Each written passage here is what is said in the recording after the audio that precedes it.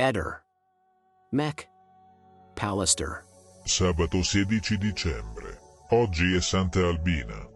La frase del giorno è: il discorso falso trae le mosse da una falsa premessa. Accadde oggi, 16 dicembre 1991, il Kazakistan dichiara la sua indipendenza dall'Unione Sovietica. Lo sapevi? Ogni forma di pasta ha una sua funzione speciale e ci sono più differenze di quanto si possa pensare. Tenete sempre presente che lo scopo della forma della pasta è di lasciare che la salsa vi si avvolga. Le paste vuote come le penne, i paccheri o i bucatini sono destinati ai sughi spessi, mentre le paste piatte o sottili sono generalmente utilizzate per i sughi più liquidi.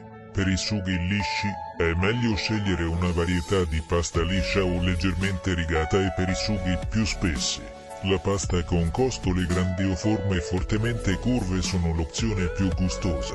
Ehi, non dimenticare di iscriverti a questo canale.